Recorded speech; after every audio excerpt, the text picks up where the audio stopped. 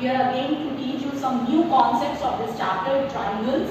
In previous videos we have studied about similar figures, basic proportionality theorem, उसका पूरा prove करना हमने सीखा और उसी के अकॉर्डिंग हमने 6.2 एक्सरसाइज भी कंप्लीट करी है ना।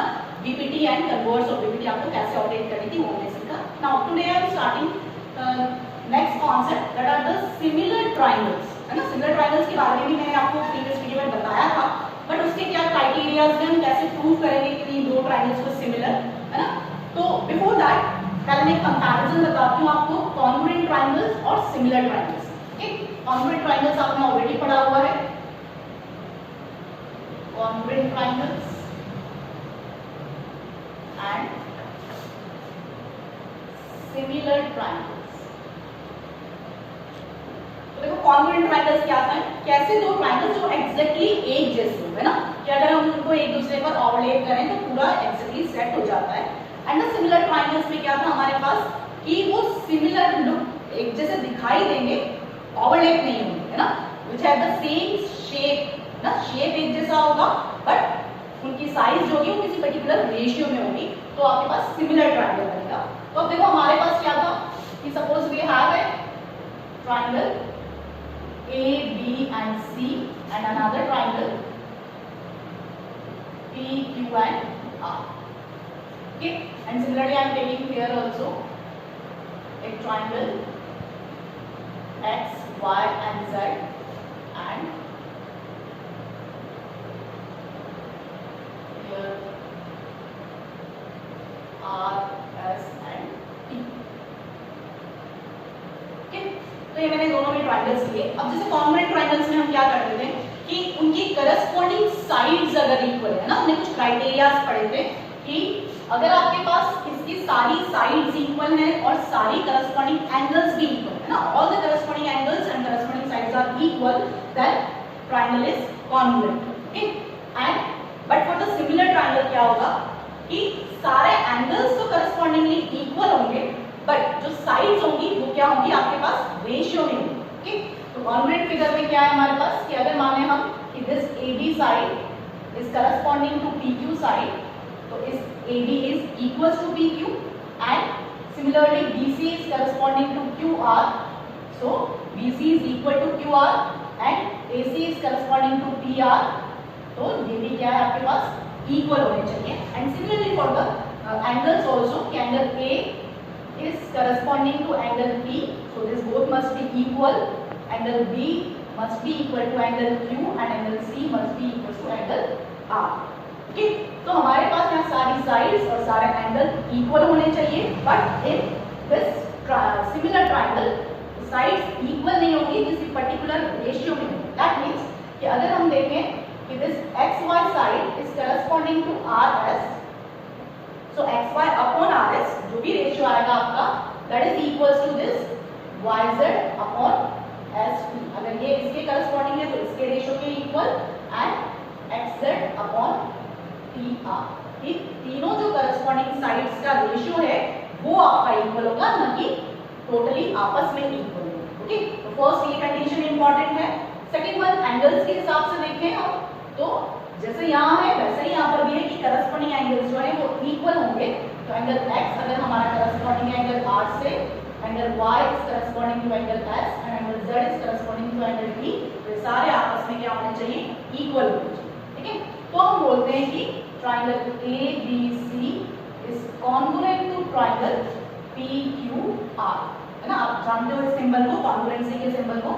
सेम ऐसे ही यहाँ पर हम लिखेंगे कि triangle XYZ is similar to triangle RST. This is the symbol of similarity। आपको इस तरह से जो हम यहाँ equal to के अभाव लिखते हैं, equal to नहीं लगाए हम, तो ये जो सिंबल बनेगा आपके पास वो similarity का बनेगा। ओके, तो this triangle XYZ is similar to triangle RS and T।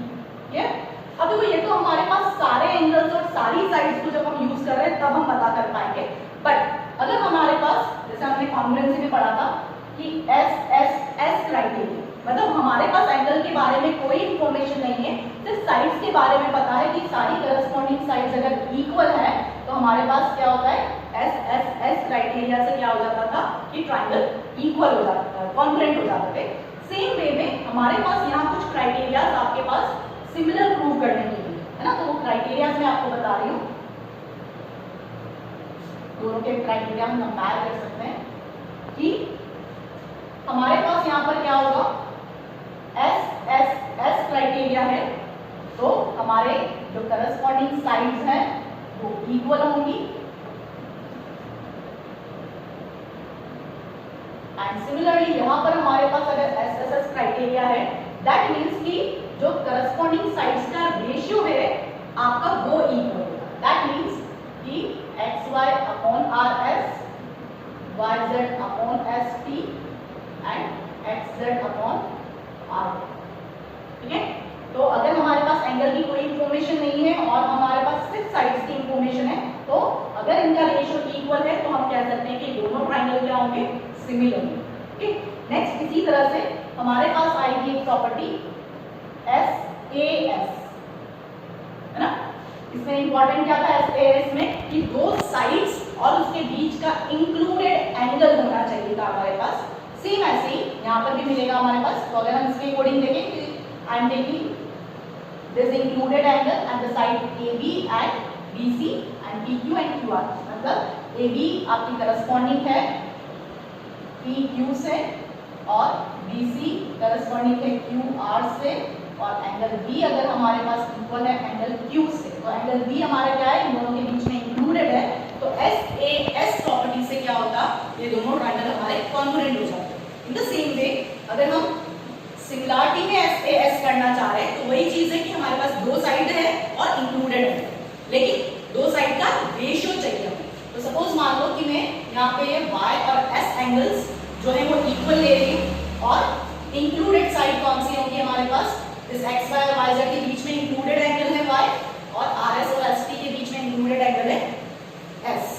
तो हमें इस x z और r t साइड्स को कुछ भी यूज नहीं करना है, सिर्फ इन्हीं साइड्स के अकॉर्डिंग हमें रेशियो देखना है। तो X Y upon R S is equals to Y Z upon S. First thing is this कि जो भी हमारे पास ये करस्पॉन्डिंग साइड्स हैं उनका रेशियो इक्वल होना चाहिए, और इनके बीच के जो इंक्लूडेड एंगल है वो दोनों की क्या होना चाहिए, इक्वल होना चाहिए। दिस साइड एंगल साइड, तो S A S. Same way हमने यहाँ पर पढ़ा था, नेक्स्ट पढ़ा था हमारे पास एस ए एस के बाद ए एस ए या फिर ए एस, है ना। दो एंगल और कोई भी इंक्लूडेड साइड, लेकिन दो एंगल इक्वल होते तो हम बोलते थर्ड वन भी इक्वल होता है, तो हम ए एस भी यूज कर सकते थे, है ना। तो अगर ए एस ए के हिसाब से देखें तो suppose I am taking this angle A is equals to angle P and angle B is equals to angle Q, और इसके बीच की इंक्लूडेड साइड कौन सी होगी मेरी, ये वाली। उसके अकॉर्डिंग अगर हम कंडीशन लिखेंगे तो angle A is equals to angle P and A B is equals to angle P Q side D Q P Q sorry, and this angle B is equals to angle C. तो in the same way अगर हमें यहाँ पर बनाना है तो देखो थोड़ा सा ध्यान से देखना है आपको कि ए एस ए, यहाँ पर कोई कंडीशन ए एस ए वाली नहीं बन सकती है।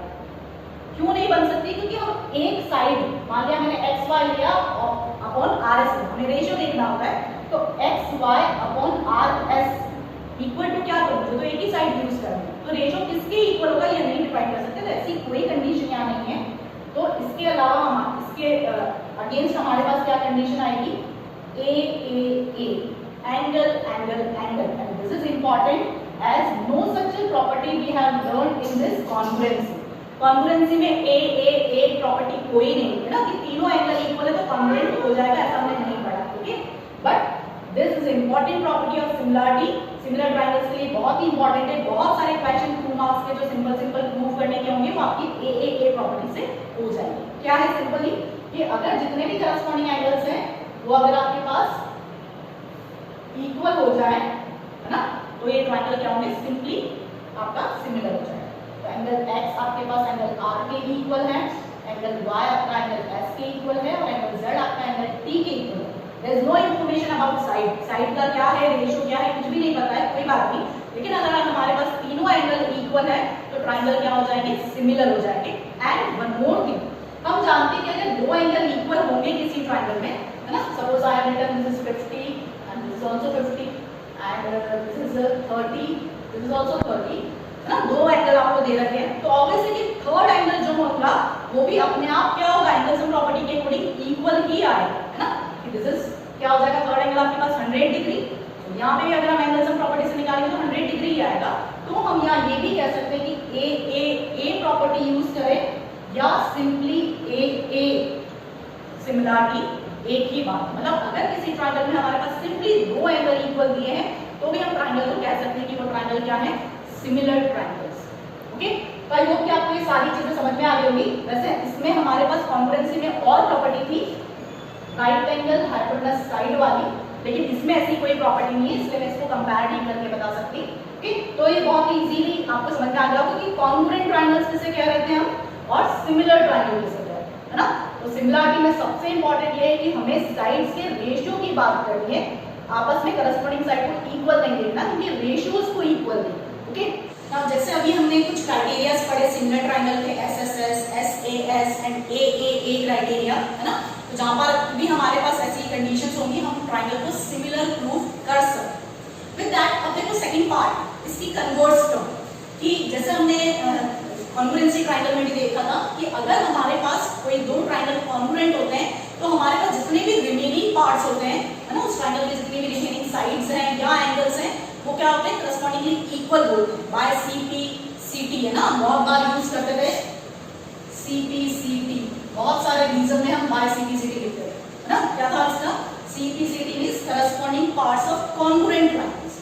तो ऐसा ही कुछ हमारे पास यहाँ पर भी होता है कि अगर हमारे पास दो ट्रायंगल सिमिलर हो जाए, है ना, किसी कंडीशन से, किसी भी क्राइटेरिया से आप सिमिलर प्रूव करो, तो सिमिलर होने के बाद जितने भी रिमेनिंग पार्ट्स होंगे उसके, है ना, वो भी क्या होंगे, आपस में इक्वल. रिमेनिंग पार्ट्स जैसे साइड्स हैं तो उनका रेशियो इक्वल होगा, और अगर एंगल्स है रिमेनिंग तो एंगल्स भी क्या होंगे, इक्वल होंगे. तो जैसे हम सीपी सीटी वहां लिखते थे वैसे ही यहाँ पर हम लिखेंगे corresponding parts of similar triangle. जैसे सीपीएसटी कहीं बुक में मेंशन नहीं किया आपको, इसलिए मैं रिकमेंड नहीं करती हूँ सीपीएसटी लिखने के लिए.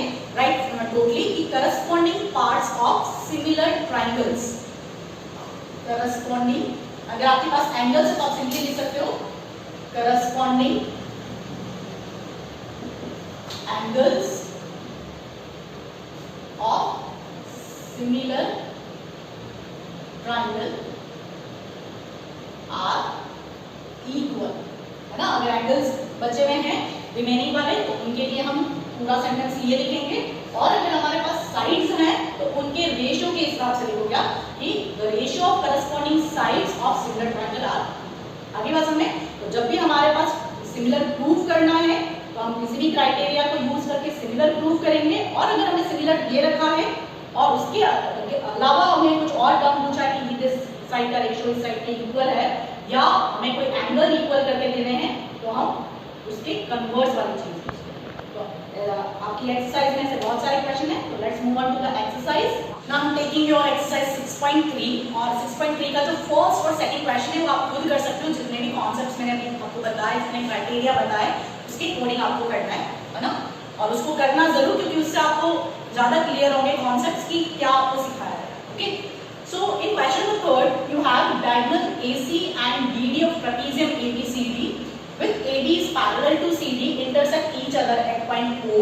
Using similarity criteria show that AO upon OC is equals to OB upon OD. तो इस सिंपली यहाँ पर फिगर नहीं दिया है, तो दैट मीन्स कि अगर हमारे पास एग्जाम में ऐसा कोई क्वेश्चन आता है तो फिगर बनाने के भी मार्क्स होते हैं. तो अगर किसी स्टूडेंट को क्वेश्चन नहीं भी आता है, प्लीज मेक द फिगर, है ना. अगर फिगर ड्रॉ करोगे तो उसके भी आपको मार्क्स मिलेंगे. क्या बोला है हमें कि ABCD इज अ ट्रेपेजियम, तो मैंने ABCD ट्रेपेजियम बनाया, and here AB is parallel to CD and diagonals, जो इसकी दोनों डायगोनल्स हैं वो इंटरसेक्ट कर रही है आपकी. बहुत ही इजी सा आपका ये फिगर है. नाउ हमें क्या शो करना है, सिमिलरिटी क्राइटेरिया से हमें ये रेशियो इक्वल प्रूव करना है. सिंपली हमें गिवन टू प्रूव लिखना होता है ना. तो ABCD is a trapezium with AB is parallel to CD, and we have to prove कि OA upon OC is equal to sections हो रहे हैं इन डायगोनल्स के इंटरसेक्शन पॉइंट O से, वो उनका रेशियो इक्वल है, ये आपको प्रूव करना है। सो प्रूफ। तो देखो अभी हमने बहुत सारे क्राइटेरियाज पढ़े है ना सिमिलरिटी के अकॉर्डिंग, कि एस क्राइटेरिया या ए क्राइटेरिया, अदरवाइज एस क्राइटेरिया। तो यहाँ पर देखो मैंने अभी आपको उस वक्त भी बोला था कि ए क्राइटेरिया आप सबसे फर्स्ट ढूंढने की कोशिश करो, अगर वो लग जाता है तो बहुत ही इजीली आपका हो जाएगा। तो हमें यहाँ पर देखो दिया है कि ये लाइंस पैरेलल है ना, और सबसे फर्स्ट हमें पैरेलल ट्रायंगल जज करने पड़ेंगे कि किन ट्रायंगल को मैं सिमिलर करूं, है ना। तो OA, OB, OD, OC ये दोनों सारी चारों लाइंस जो है या जो पार्ट्स हैं फ्रैक्शंस है, वो कौन से ट्रायंगल्स में आ रहे हैं, इन दोनों ट्रायंगल में आ रहे हैं। यानी कि अगर इन दोनों ट्रायंगल को मैं सिमिलर कर देती हूँ तो मेरे पास ये रेशियो आ जाएगा। So in triangle AOB and triangle DOC, तो देखो अगर हमारे पास ये angle 1 and this angle 2, both are this alternate angle, z प्लेट हो रहा है हमारे पास, है ना। तो in triangle AOB we have angle 1 and in DOC we have angle 2 and both are equal by alternate angles। ठीक है, अब ऐसे अगर हम एक और एंगल ढूंढे, तो अगर हम इस एंगल और इस एंगल की ओर दें, है ना, तो भी आपका काम हो जाएगा as both are this also alternate angle। या फिर अगर कोई स्टूडेंट ये एंगल लेना चाह रहा है तो भी आपके पास हो जाएगा, क्योंकि both are this vertical opposite है। तो अगर हम तीनों एंगल मेंशन करें या दो एंगल मेंशन करें, कोई प्रॉब्लम नहीं है, ए प्रॉपर्टी भी है और ए भी प्रॉपर्टी है। तो सिंपली हम ज्यादा काम क्यों करें, दो ही एंगल लेते हैं। तो suppose this is my third angle and this is fourth angle, so third angle B is equals to angle 4 again by alternate angle।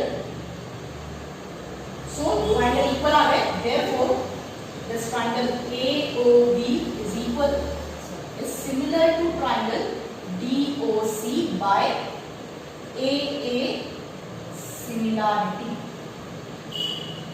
और अभी हमने सीखा कि अगर ट्रायंगल सिमिलर है तो इसके जितने भी रिमेनिंग पार्ट्स हैं, है ना, करस्पॉन्डिंग जो साइड्स हैं उनका रेशियो इक्वल होगा, या करस्पॉन्डिंग जितने भी एंगल्स है वो आपस में इक्वल होंगे। तो हमारे पास एंगल तो इक्वल हमने ऐसे भी बता दिए। अब साइड्स जो रिमेनिंग है उनका रेशियो क्या होगा, इक्वल। तो देखें अगर हम, तो देखो AO इस ट्रायंगल की साइड, है ना, AOB ट्रायंगल की साइड क्या है, AO, और उसकी करस्पॉन्डिंग साइड AOB ट्रायंगल था, DOC ट्रायंगल था। तो देखो AO की करस्पॉन्डिंग साइड क्या हो जाएगी हमारे पास, OC, AO अपॉन OC। और ऐसे ही इसमें देखें कि इस ट्रायंगल में OB और इस ट्रायंगल में हमारे पास क्या है, OD करस्पॉन्डिंग है, तो इनका रेशियो भी क्या होगा, इक्वल, है ना। तो ratio of corresponding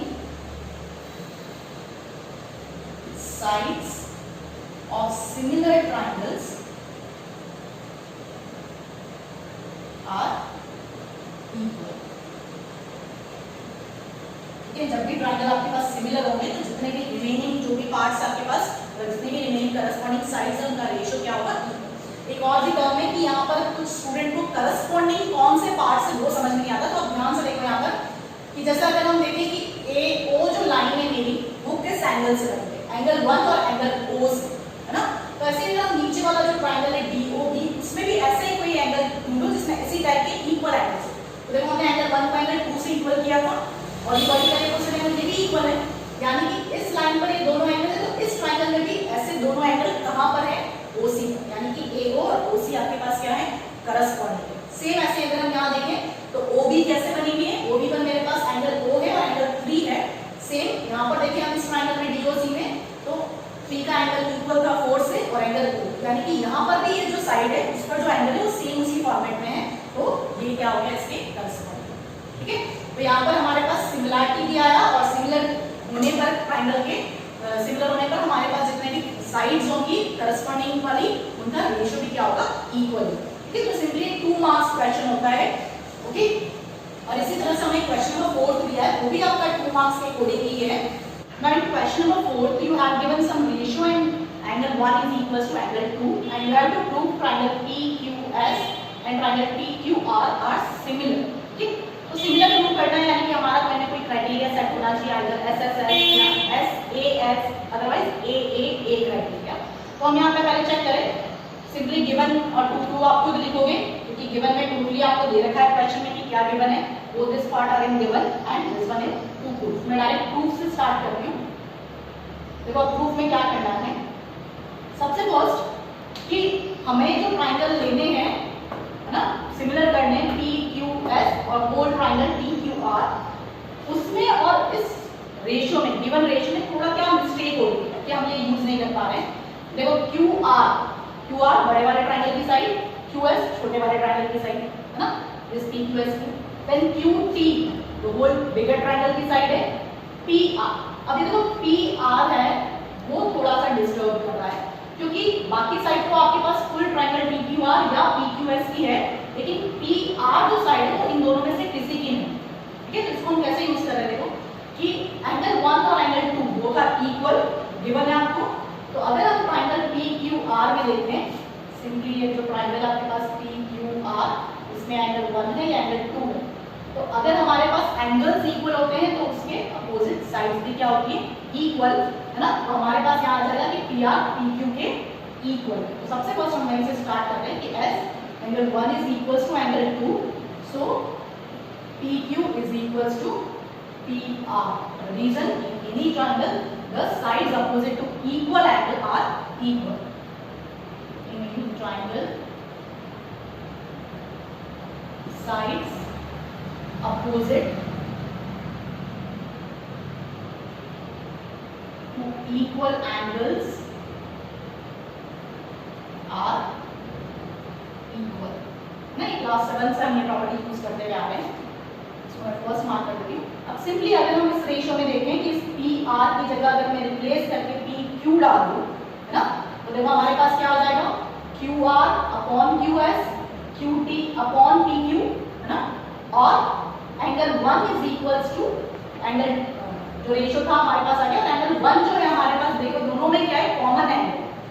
P Q S triangle में भी एंगल 1 है और टी क्यू आर ट्राइंगल में भी एंगल 1 है, और this is the included angle of both this ratio. जो हमने साइड्स लिए उसके बीच में आपका इंक्लूडेड एंगल है, तो हमारे पास ये S A S property create करेगा। देखिए अगर हम तो now in triangle this PQR and triangle PQS। तो देखो PQR की साइड में हम क्या दिया हमने, QR अपॉन QS, PQR की QR साइड, PQS की QS साइड is equals to QT upon PQ है ना, from given and first equation. First equation में से मैंने इसमें गिवन वाले टर्म में पी क्यू रिप्लेस कर दिया and angle 1 is equals to angle 1 common angle, दोनों ही ट्राइंगल में ये कॉमन है, दैट मीन्स कि therefore triangle P T Q R is similar to triangle P Q S by S A S similarity. तो S A S similarity से हमारे पास triangle क्या हो गया, सिमिलर। तो हमने सिंपली एक स्टेप लॉजिकली लगाई कि अगर एंगल इक्वल है तो उसके अपोजिट साइड्स भी क्या होंगी, इक्वल होगी, और उससे अगर हम यहाँ पर रिप्लेस करके पी क्यू लिख रहे हैं तो हमारे पास दो साइड्स का रेशियो, करस्पॉन्डिंग साइड्स का रेशियो और उसके बीच का इंक्लूडेड एंगल क्या है, इक्वल आ गया। दैट मीन्स कि एस ए एस प्रॉपर्टी से हमारे पास ट्राइंगल क्या हो गया, सिमिलर। सो यहाँ तक हमने अभी 5 क्वेश्चंस कर लिए और आज पूरा हमने सिमिलर ट्रायंगल्स का कॉन्सेप्ट पढ़ा, कैसे हम क्राइटेरिया यूज करेंगे। In next video we will do the next questions of this exercise.